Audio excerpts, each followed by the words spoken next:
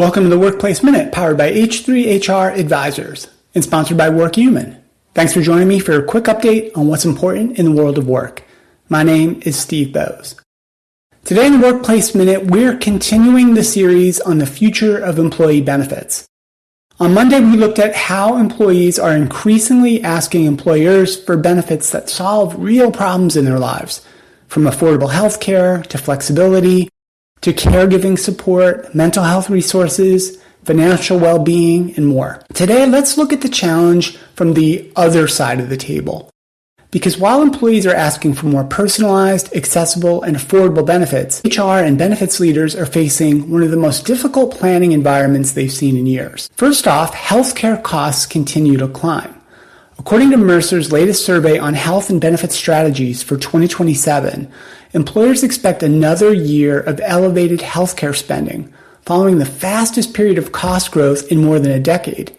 Nearly half of large employers say they expect to make changes to their medical plans in 2027 that will increase employees' out-of-pocket costs through higher deductibles, copays, or other plan design changes.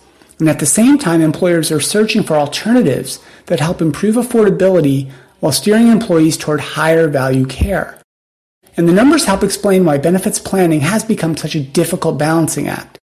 According to the Kaiser Family Foundation, the average employer-sponsored family health plan now costs nearly $27,000 per year, with employers paying about $20,000 of that amount, while employees contribute nearly $7,000 in premiums before they ever visit a doctor. Individual coverage averages more than $9,100 annually, with employers covering about 80% of that cost. Now in 2027, employers expect another 6 to 7% increase in healthcare costs on top of these already historically high premiums. So for a company with, say, 1,000 covered employees, that can easily mean between more than $1 and $2 million in additional healthcare spending in a single year. So that's why benefits decisions have become some of the most consequential financial decisions that HR leaders have to make. They're balancing affordability for their employees, competitiveness in recruiting and retention, overall employee well-being, and the financial sustainability of the business, and they have to balance all those things at the same time. Perhaps no better issue illustrates this challenge than GLP-1 medications. These drugs have shown remarkable results for obesity and related chronic conditions, and many employees understandably want access to them, but they also represent one of the fastest growing expenses in employer healthcare budgets.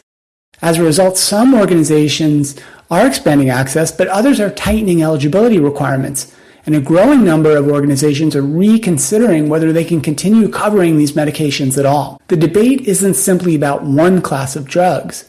It's about how employers evaluate the long-term value of every healthcare dollar they spend.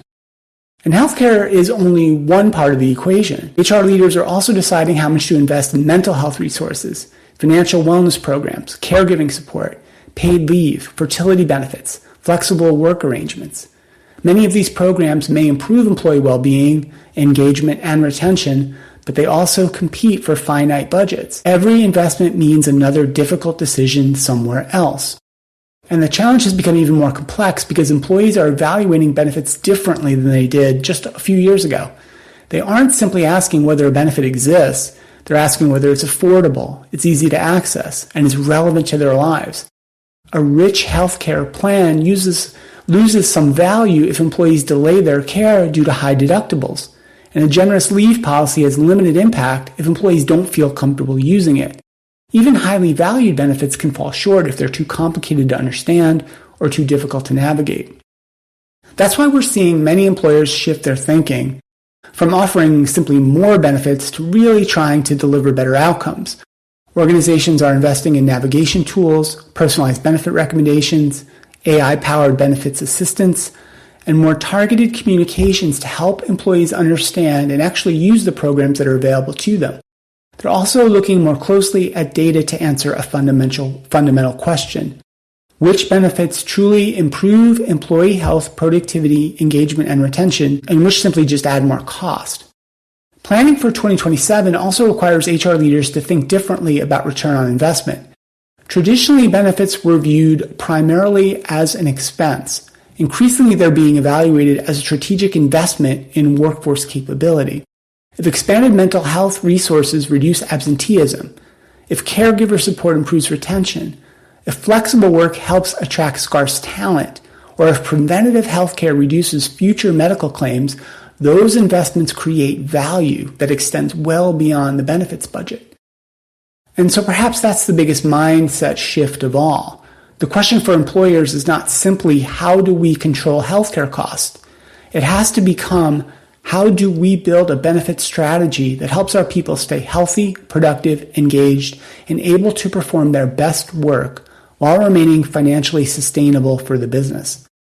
That's not just a benefits decision. That's a key element in the overall workforce strategy, and it's one that's only growing in importance to HR and business leaders every year. Next, this week, we'll conclude our series with a question that few organizations have ever really stopped to consider. What would happen if employers were no longer responsible for providing healthcare coverage at all? How would HR change? How would recruiting change? And how could the entire employment relationship evolve if here in the US we moved to a healthcare system that looked much more like other developed countries?